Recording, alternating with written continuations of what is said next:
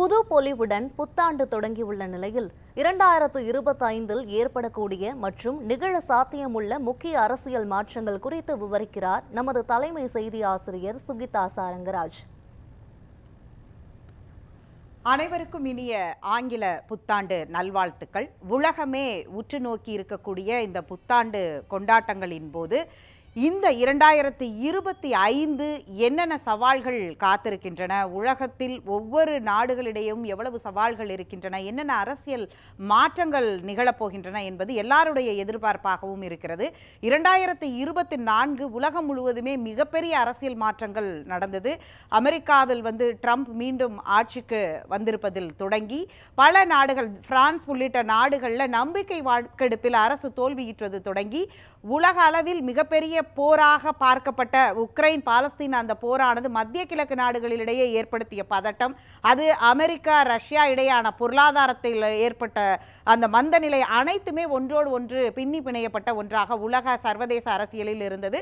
இதில் இந்தியா மிக முக்கிய பங்கு வகித்தது என்று சொல்லலாம். இந்தியாவுடைய பங்கு 2024 நாடாளுமன்ற தேர்தல் மோடி 3.0 அந்த ஆட்சி வந்த பிறகு இந்தியாவுடைய பொருளாதாரம் இந்த உலக பொருளாதாரத்தோடு எவ்வாறாக நிற்கிறது என்பதெல்லாம் 2024 நாம் கண்முன்னே கண்ட வரலாறாக இருக்கிறது. இப்போது 2025 இருக்கக்கூடிய சவால்கள் என்ன அப்படின்னு பார்த்தோம்னா, இதற்கு வைத்திருக்கக்கூடிய கருப்பொருள் ஒவ்வொரு ஆண்டும் உலக நாடுகள் சேர்ந்து இந்த அந்தந்த ஆண்டுக்கான ஒரு கருப்பொருளாக வைப்பார்கள். இந்த தடவை வைத்திருக்கக்கூடிய மிக முக்கியமான கருப்பொருள் பர்சனாலிட்டி டெவலப்மெண்ட். ஒவ்வொரு தனி மனிதனும் தன்னுடைய சுயத்தை உயர்த்தி கொள்ள, மாண்பை முன்னேற்றி கொள்ளக்கூடிய ஒரு இடத்திற்காக மேம்படுத்துவதற்கு, தனி மனித மேம்பாட்டிற்கான ஒரு முக்கியத்துவத்தை அளிப்பதுதான் மிக முக்கியமான ஒன்றாக பார்க்கப்படுகிறது. இரண்டாவதாக சுகாதாரம், ஹெல்த்திற்கான மிக முக்கியம் ஒன்று இதில் இருக்கிறது. மூன்றாவதாக சூழலியல் சார்ந்த லைஃப் ஸ்டைல் சேஞ்சஸ் என்று குறிப்பிடுகிறார்கள். அதாவது அது உணவு பழக்க வழக்கங்களில் தொடங்கி நவீனத்துவ மாற்றங்களில் தொடங்கி பொருளாதாரத்தினால் ஏற்படக்கூடிய நம்முடைய ஆடையிலிருந்து நாம் பயன்படுத்தக்கூடிய ஒவ்வொன்றிலும் அந்த மாற்றங்கள் நிகழ்கிறது இல்லையா? இவை அனைத்தையும் ஒன்றோடு ஒன்று ஒத்திசைந்த சூழலியல் சார்ந்த ஒரு வாழ்க்கையை முன்னெடுப்பது அப்படிங்கிறது தான் இந்த ஆண்டிற்கான கருப்பொருளாக முதலில் கொடுக்கப்பட்டிருக்கிறது. 2024 உலக நாடுகளிடையே ஏற்பட்ட மிகப்பெரிய பணவீக்கம், வேலைவாய்ப்பின்மை, அது ஏற்படுத்திய உணவு பற்றாக்குறையில் தொடங்கி அதாவது ஃபுட் இன்ஃப்ளேஷன் என்று சொல்லக்கூடிய உணவிற்கான பணவீக்கம் வரை மிகப்பெரிய அளவில் நாம் பார்த்தது இந்தியாவிலும் பிரதிபலித்தது. அது தேர்தல் பிரதிபலிப்பாகவும் இருந்தது. இதையெல்லாம் தாண்டி தான் இங்கே மோடி 3.0 ரெஜிம் வந்ததையும் நாம் பார்க்கிறோம். ஆனால் இன்னும் வேலை வாய்ப்புகள் மிகப்பெரிய கேள்வியாக இருக்கிறது. இப்போது அமெரிக்காவில் ட்ரம்ப் வந்திருப்பதனால் அங்கு ஏற்படக்கூடிய மாற்றங்கள் பொருளாதார ரீதியாக இந்தியாவில் என்ன மாதிரி வேலை வாய்ப்புகளை உருவாக்கி கொடுக்கும், அமெரிக்காவால் இந்தியர்களுக்கு என்ன மாதிரியான, அங்கு ஏற்கனவே இருக்கக்கூடியவர்களுக்கு, ஏனென்றால் ட்ரம்ப் கொடுத்த வாக்குறுதி அடிப்படையில் இமிகிரேஷன்களுக்கு அவர்களுடைய அந்த தடை கொடுக்கப்படும் என்றெல்லாம் சொல்லப்பட்டிருந்தது. அதெல்லாம் என்னவாக மாறப்போகிறது, இந்தியா அதை வெளியுறவு கொள்கையில் எப்படி சமாளிக்கப் போகிறது என்பது மிக முக்கியமான ஒரு கேள்வியாக இருக்கிறது. இந்தியா உட்பட உலகமே சந்தித்த மிகப்பெரிய, தமிழகம் உட்பட சூழலியல் சார்ந்த ஏற்பட்டிருக்கக்கூடிய குளோபல் வார்மிங் என்று சொல்லக்கூடிய காலநிலை அவசர நிலை, காலநிலை மாற்றங்கள் தந்திருக்கக்கூடிய பாடம் வயநாடு அதீத அந்த மலை சரிவாக இருக்கலாம், தமிழ்நாட்டில் குறைந்த நேரத்தில் அதீத மழை பொழிவுகளில் வெள்ளம் பெருக்கெடுத்து ஓடியதாக இருக்கலாம். இப்படி ஒவ்வொரு பகுதியிலும் உத்தரகாண்ட் போன்ற இடங்களில் அதிக மலை சரிவு ஏற்பட்டது, திருவண்ணாமலையில் எல்லாம் மலை சரிவு ஏற்பட்டது. இப்படியான சம்பவங்கள் இன்னும் அதிகமாக நாம் காலநிலையை உணரக்கூடிய இடத்திற்கு ஒவ்வொரு இந்தியா மட்டுமல்ல உலக நாடுகளே கவனத்தை செலுத்த வேண்டியதாக இருக்கிறது. அதற்கு முத்தாய்ப்பாக நவம்பர் 2025 பிரேசிலில் காப் மாநாடு நடைபெற இருக்கிறது. இந்த சுற்றுச்சூழலியல் மாநாடில் என்ன மாதிரி ஒப்பந்தங்கள், கடந்த காலங்களில் போடப்பட்ட பாரிஸ் ஒப்பந்தமாக இருக்கட்டும், இந்தியா நடத்திய காப் 25 ஆக இருக்கட்டும், இப்படியானதிலிருந்து கற்றுக்கொண்ட பாடங்கள், அதை அமல்படுத்துவது அனைத்தும் இந்த பிரேசில் மாநாட்டில் அடுத்த கட்ட நகர்வாக இருக்கும் என்று எதிர்பார்க்கப்படுகிறது.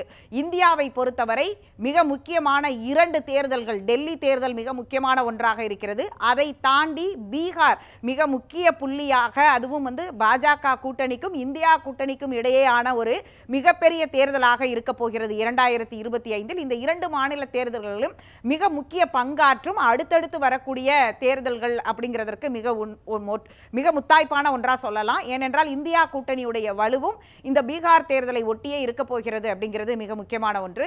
தமிழ்நாட்டை எடுத்துக்கொண்டோமே என்றால் தமிழ்நாட்டிற்கு 2026 தான் தேர்தல் என்றாலும் 2024 இந்த கடந்த 6 மாத காலத்திலேயே நம்மால் பார்க்க முடிந்தது நிறைய அரசியல் நிகழ்வுகள், மாற்றங்கள், கூட்டணி பேச்சுவார்த்தைகள் என்று இப்போதே தொடங்கிவிட்ட நிலையில் இந்த ஓராண்டு 2025 முழுவதுமே அரசியல் அதிரடி நிகழ்வுகள் இருக்க போகின்றன. 2026 மிக முக்கியமாக அனைத்து கட்சிகளுக்குமே மிக முக்கியமான ஒரு தேர்தலாக தமிழ்நாட்டில் பார்க்க போவதனால் மிக அதிக அளவில் இங்கும் அரசியல் நிகழ்வுகள் ஒவ்வொரு நாளும் நடப்பதற்கான வாய்ப்புகள் மிக அதிகமாகவே இருக்கிறது என்று சொல்லலாம். ஒரு பக்கம் திமுக கூட்டணி வலுவாக இருக்கிறது என்று இன்றைய கால அளவில் எடுத்துக்கொண்டோம் என்றால், அதற்கு எதிராக இருக்கக்கூடிய அதிமுக கூட்டணி அமைப்பதற்காக எடுக்கக்கூடிய முயற்சிகள், பாஜகவுடைய கூட்டணி என்று புதியதாக வந்திருக்கக்கூடிய விஜயுடைய தாவேக்கான பல கோணங்களில் இந்திய அரசியலை ஒத்த அளவிற்கான தமிழ்நாட்டு அரசியலிலும் தினசரி நமக்கு அனல் பறக்கக்கூடிய அதிரடி மாற்றங்கள் காத்திருக்கின்றன என்றே சொல்லலாம். குறிப்பாக அடுத்து வரப்போகிற இங்க மாநகராட்சி தேர்தல் மிக முக்கியமான ஒன்றாக இருக்கிறது. ஈரோடு கிழக்கு அங்கே நடைபெற இருக்கக்கூடிய இடைத்தேர்தல் அறிவிக்கப்படுமா என்று மிகப்பெரிய அளவில் எதிர்பார்ப்புகள் எழுந்திருக்கின்றன. இந்த இரண்டும் இந்த புத்தாண்டு பிறந்தவுடன் தமிழ்நாட்டுக்கு வரப்போகிற மிக முக்கிய தேர்தல்கள்.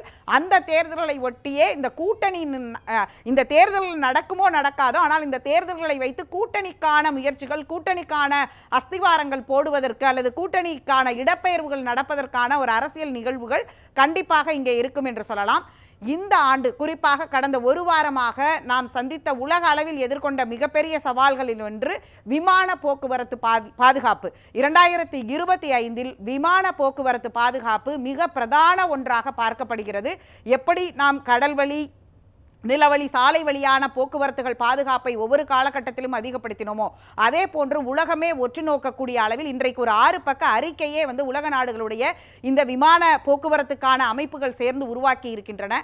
முதல் கட்டமாக பைலட்கள், அதாவது இந்த விமான ஓட்டுநர்களுக்கான பயிற்சியினை இந்த கடுமையான தட்பவெட்ப சூழ்நிலையில் எப்படி கையாளுதல் என்பதை அவர்களுக்கு கூடுதல் பயிற்சி அளிப்பதில் தொடங்கி விமானத்திற்கான சேவையை இன்னும் விமானத்திற்கான வழிபாதைகளில் தொடங்கி அந்த டிராஃபிக் என்று சொல்லக்கூடியதை சரி செய்வதில் தொடங்கி விமானிகள் தரையிறங்கும் பொழுது அவர்களுக்கும் கட்டுப்பாட்டு அறைக்கும் கொடுக்கக்கூடிய கம்யூனிகேஷன்ஸ், அவர்கள் இருவருக்குமான தகவல் பரிமாற்றங்களில் ஒவ்வொரு செகண்டும் ஒரு உயிருக்கான சமம் என்ற அளவில் அதை கணக்கிடப்பட்டு அதற்குமான ஒரு நீண்ட அறிக்கையை இன்று கொடுத்திருக்கிறார்கள். அது மிக முக்கியமாக 2025 சர்வதேச விமான போக்குவரத்தில் தொடங்கி உள்நாட்டு விமானம் வரை மிகப்பெரிய அளவில் பிரதிபலிக்கக்கூடிய ஒன்றாக இருக்க போகிறது.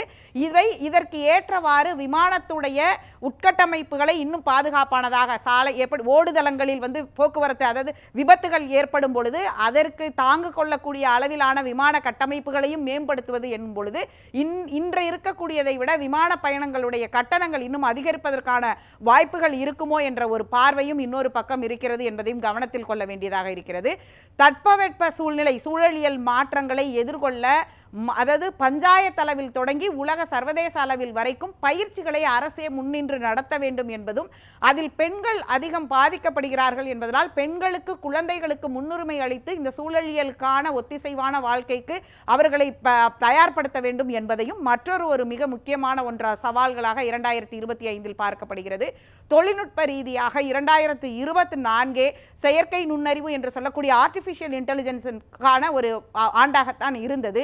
அதை ஏஐ பூம் என்று இப்போது சொல்கிறார்கள். 2025 நாம் நிற்பது, பேசுவது அனைத்திலும் தொடங்கி நாம் எந்த துறை சார்ந்து போனாலும் அங்கே மனித வளத்தைக்கும் சவால் கொடுக்கக்கூடிய அளவில் ஏஐயுடைய தொழில்நுட்பங்கள் இருக்க போகின்றன என்பதை தான் 2025 ஏஐ பூம் என்றே குறிப்பிடுகிறார்கள். இவை அனைத்துமே அடுத்த இந்த ஓராண்டில் நாம் எதிர்கொள்ளக்கூடிய மிக முக்கியமான நிகழ்வுகள், மாற்றங்கள் என்று இப்போதைக்கான வரையறைக்குள் இருக்கக்கூடியது, எதிர்பார்ப்புகளுக்குள் இருக்கக்கூடியது. இவை அனைத்தும் தான் இந்த ஓராண்டை, அது அரசியல் கட்சிகளுடைய கொள்கைகளில் சார்ந்து, ஏனென்றால் 2024 இந்தியாவில் மிக முக்கியமான ஒரு ஆண்டாக பார்க்கப்பட்டது. 3 சித்தாந்தங்களுக்கான நூற்றாண்டை கொண்டாடிய ஒன்று. RSS உடைய நூற்றாண்டு, மார்க்சியத்துடைய நூற்றாண்டு மற்றும் திராவிட கட்சிகள், திராவிட இயக்கங்களுக்கான நூற்றாண்டு என்று இந்த 3 சித்தாந்தங்களுக்கான நூற்றாண்டும் கொண்டாடப்பட்ட நிலையில் ஓர் நூற்றாண்டு கண்ட இந்த சித்தாந்தங்கள் அடுத்து எப்படியான ஒன்றாக கொள்கை ரீதியாக மக்களிடம் போய் நிற்க போகிறார்கள் என்பதுதான் என்பதுதான் நம்மிடையே ஏற்படக்கூடிய அரசியல் மாற்றங்களை நாம் உள்வாங்கக்கூடிய 2025 மிக முக்கியமான சவாலாக இருக்கப் போகிறது என்பதை தான் இந்த நேரத்தில் நாம் கணிக்க முடிகிறது.